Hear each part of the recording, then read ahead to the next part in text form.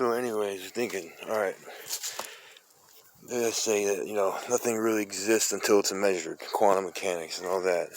But alright, okay, as long as there's us conscious people, we live in our macroscopic little world. This table is 2 foot high. We got measurements to measure that. We know a mile's roughly down the road at the McDonald's, and we know the world and the cities. We all have this exact scale and how we measure it as our reality. But yeah, just like a tree falling alone in the forest, does it make a noise? Well, no one there to experience it, probably not. If there's nothing to experience, the subjective experience of that noise, of that tree falling, it's just nothing in itself. Nothing's perceiving it at that macroscopic level. So, all the noises is, sound waves going through the air, and that's the wave. But a wave don't experience itself going through the air like a conscious person. It's just there. But every human being and every conscious creature that is alive, continuing this consciousness stream, it's a stream of us.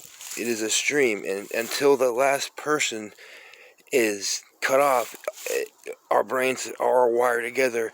That's why all our realities match. That's why language works. That's why everything is the way it is.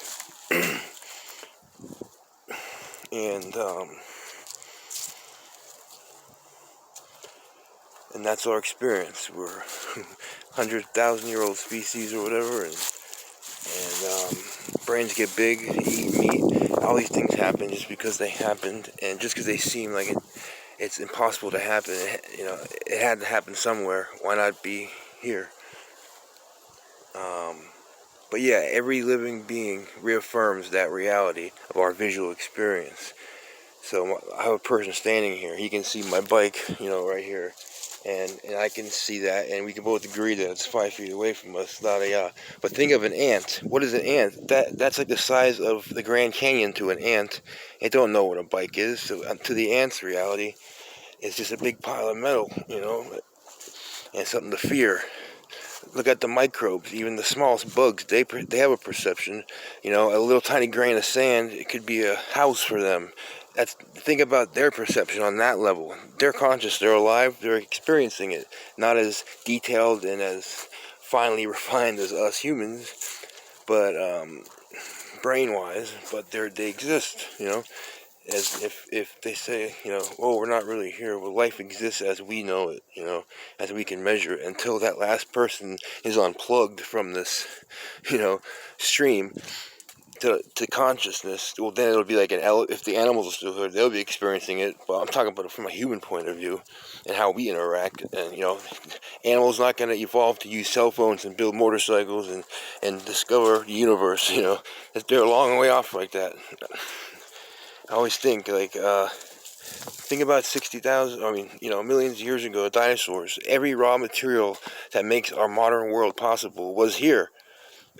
It could have been done back then. 60 million years ago, if intelligence was shifted back like that, it would just be shifting time frames. It wouldn't mean nothing.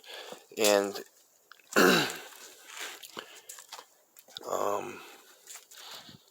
so that's why I think we're on a strong time, space, everything is on a stream. All right, the stream exists always and infinitely, and it's everywhere and nowhere, and we're experiencing it through time and space, like if you break it down linearly, but it all exists at once. As you're moving down this line here, the end exists, the beginning exists, the middle and everything else exists. But you're experiencing it through a linear feeling. But it all exists. So, right? Anyways, I had to get my thoughts out because it's really crazy how, till that last person's consciousness is cut off, a microbe is not going to hear the tree falling in the forest. And once there's no conscious creature at our level of how we interpret the world through the tools of our brain, you know what I mean? When that shuts off and there's no more humans, it's not going to be a dolphin.